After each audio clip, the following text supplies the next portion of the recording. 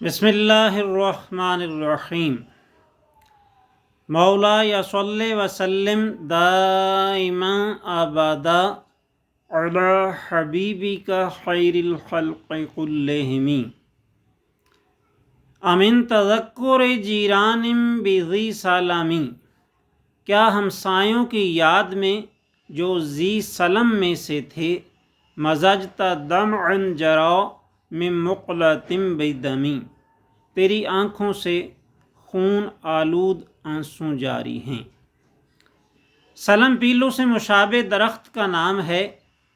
اور وہ مقام جہاں ایسے بہت سے درخت ہوں ذی سلم کہلاتا ہے۔ مکہ معظمہ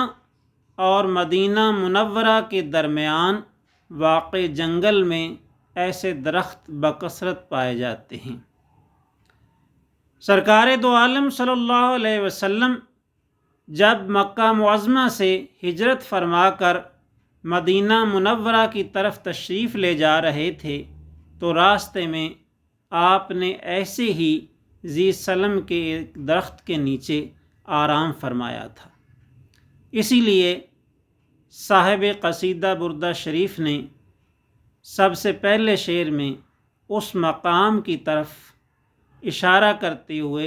اس کے ساتھ اپنی وابستگی کا اظہار کیا ہے کہ وہ درخت جس کو یہ سعادت حاصل ہوئی کہ آپ صلی اللہ علیہ وسلم اس کے نیچے استراحت فرما ہوں، اس کی محبت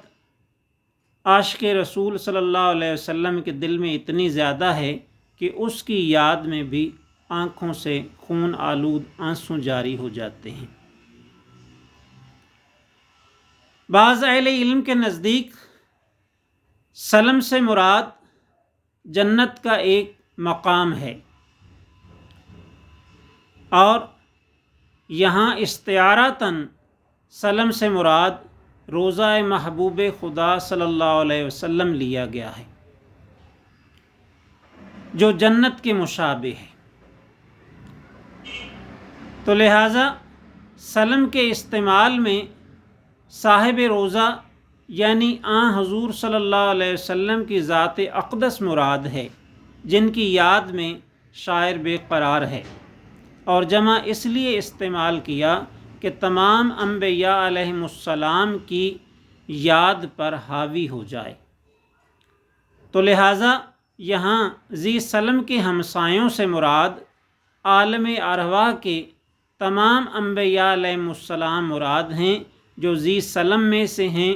اور اعلیٰ علیین میں رہتے ہیں۔ ان کی یاد نے اتنا بے قرار کیا کہ آنکھوں سے خون آلود آنسو جاری ہو گئے۔ یاد محبوب میں دل انتہائی بے قرار ہے۔ راز محبت جس کو عاشق امانت کے طور پر مخفی رکھ رہا ہے، بے قراری ظاہر کرنے پر مجبور کر رہی ہے، کیونکہ محبوب کی یاد نے اتنا زیادہ بے قرار کر دیا ہے کہ ضبط دشوار ہو رہا ہے۔ اگرچہ عاشق یہ کوشش کر رہا ہے کہ راز محبت فاش نہ ہو، مگر جب آنکھوں سے بہنے والے آنسوؤں نے اس کے عشق کا پردہ چاک کر دیا تو اب محبوب کے راز کو مخفی رکھنے کے لیے اس کا نام چھپا کر ایک مقام ذی سلم کو ظاہر کر کے وہاں کے ہمسایوں کے پردہ میں شاعر یہ کہہ رہا ہے اپنے آپ سے مخاطب ہو کر، اے بے قرار، اے از خود رفتہ، اے بے چین، کیا تو ذی سلم کے ہمسایوں کی یاد میں خون آلود آنسوں اپنی آنکھوں سے بہا رہا ہے اور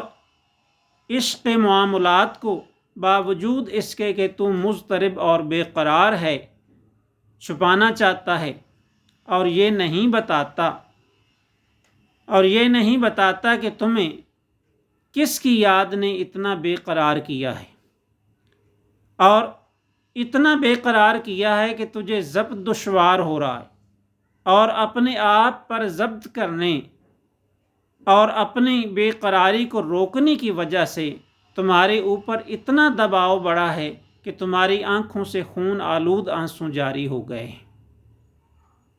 اور اہل عشق یہ بھی کہتے ہیں کہ عشق صادق کی یہ بھی نشانی ہے کہ اس میں فریاد و فغان نہیں کی جاتی، بلکہ لبوں کو سی کر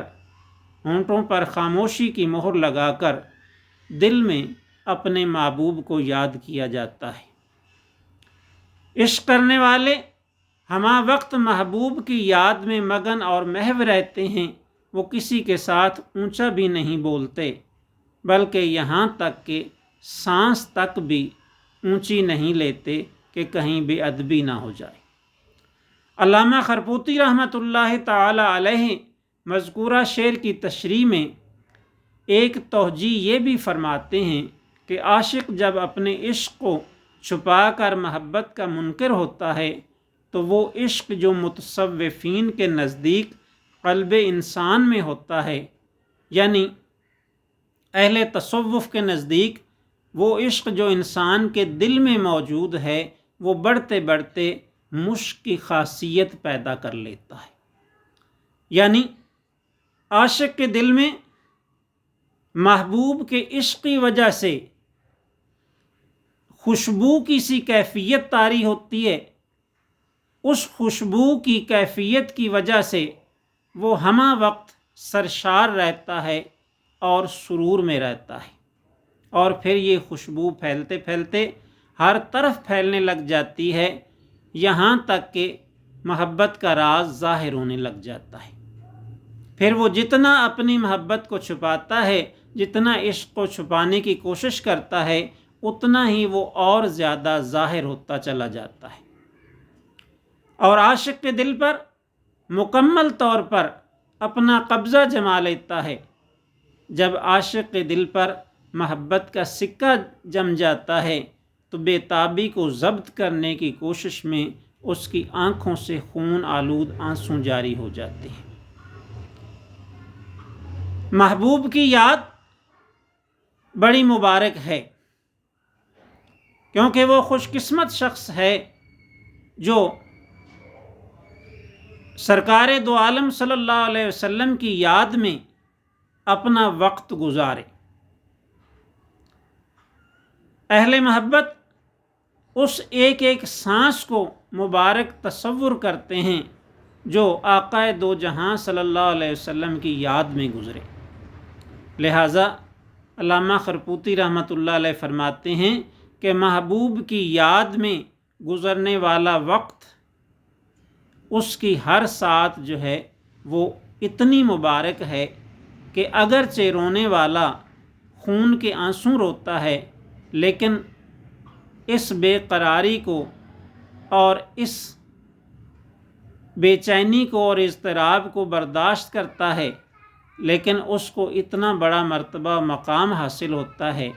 کہ وہ شعر کے ابتدا میں آنے والے لفظ امن یعنی امن کا مستحق ہو جاتا ہے۔ سرکار دو عالم صلی اللہ علیہ وسلم کی یاد اور آپ کی یاد میں گزرا ہوا وقت، اس کا ایک ایک لمحہ اتنا مبارک ہے کہ عاشق صادق کو امن اور عافیت کی بشارت ملتی ہے۔ اس کو پھر نہ کوئی خوف ہوتا ہے اور نہ کوئی غم ہوتا ہے۔ اسے دنیا اور آخرت میں کامیابیاں اور کامرانیاں نصیب ہوتی ہیں، اور وہ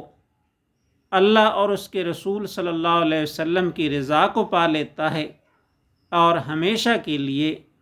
امن میں آ جاتا ہے، یعنی دارالسلام میں، نعمتوں والی جنت میں داخل ہو جاتا ہے۔ غم نہ کر ذرا رضا، تو ہے عبد مصطفیٰ صلی اللہ علیہ وسلم۔ غم نہ کر ذرا رضا، تو ہے عبد مصطفیٰ، تیرے لیے امان ہے، تیرے لیے امان ہے۔ صدق اللہ۔